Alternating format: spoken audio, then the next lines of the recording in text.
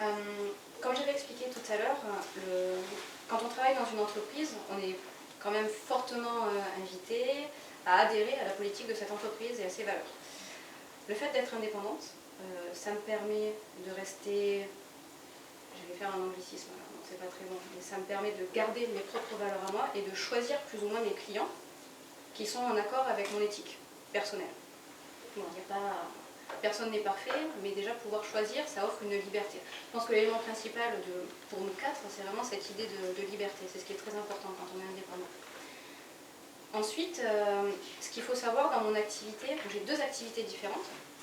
J'ai mon activité artistique où là ce sont mes projets personnels à moi, où je vais travailler surtout sur du non digital, du non numérique. Donc ça va être dans l'idée de faire des expositions, de participer à des événements, où j'essaye vraiment des choses très spécifiques, des choses un peu farfelues parfois. Et ma deuxième activité, qui est l'activité illustration, où là je propose mes services à des clients. Ce qui est bien avec ces deux activités, c'est qu'elles se nourrissent l'un l'autre en fait. Par exemple, lorsque je travaille avec des clients, je suis très souvent amenée à changer mon style graphique ou alors à essayer différentes choses que je n'aurais pas forcément essayé dans mes projets personnels. Et inversement, grâce à mes projets personnels, grâce à ces choses farfelues que je vais essayer, ça va me permettre de prendre plus confiance en moi, de montrer mon univers particulier à plus de personnes, et ces personnes-là, par la suite, peuvent devenir des clients potentiels. Donc j'ai réussi à créer un cercle vertueux, et donc les deux activités se nourrissent l'une l'autre. C'est quand même quelque chose d'assez fantastique. Pardon, est-ce que tu peux juste m'expliquer, répondre, pas pourcentage, mais disons, quelle est la part de chacune de tes activités, qu'est-ce qui nourrit et qu'est-ce qui t'occupe le plus? Alors pour l'instant, par choix aussi, ce sont surtout mes projets personnels qui me prennent le plus de temps. Donc je pense qu'on va dire que ça va être du 70-30%. Donc évidemment, tu parlais tout à l'heure de ce qu'on n'a pas.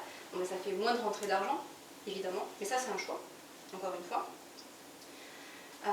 Mais je pense que d'ici l'année prochaine, ça va être amené à changer. Mais là, ça a vraiment été les 2 dernières années, ça a été charnière pour moi pour vraiment créer mon univers. J'ai mis du temps avant de créer mon identité, on pourrait même dire de créer une persona.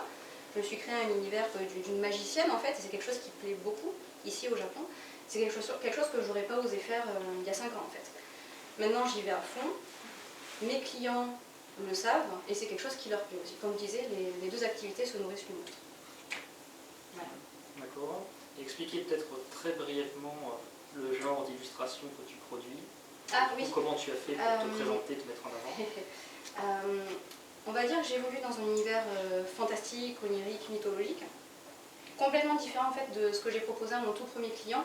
Mon premier client c'est l'Occitane en Provence, donc c'est vraiment pas dans la magie ou dans les choses comme ça, et j'ai créé des petites icônes, des petites illustrations au niveau on va dire des éléments botaniques, voilà, par rapport à leurs produits. Et là, ce que je crée récemment, là je vais avoir une exposition à Osaka la semaine prochaine. J'ai fait vraiment du craft à proprement parler. J'ai créé des grimoires de magie, j'ai créé des sortes de toiles où on peut lire les lignes de la main. Enfin, voilà, je suis vraiment dans un univers très spécifique. Je fais des objets en résine, je fais des sortes de talismans, enfin, voilà, des choses qui n'ont rien à voir et qui vont peut-être rien avoir à faire avec ce que je vais faire avec d'autres prochains clients, par exemple.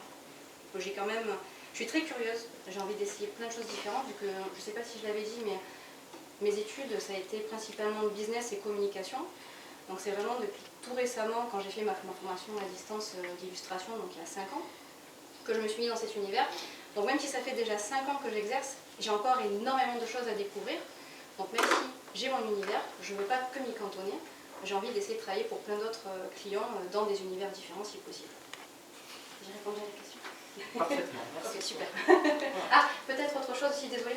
Je suis jeune maman aussi, c'est quelque chose de très important de pouvoir être indépendante. Il y a tellement de choses qui changent dans une vie quand on devient parent, que d'avoir cette flexibilité, de pouvoir se dire ok, j'ai quand même quelques années pour m'habituer, pour pouvoir prendre mes marques et pour pouvoir retrouver des clients, ça sauve un petit peu la vie quand même. Voilà, j'ai vraiment fini. Désolée.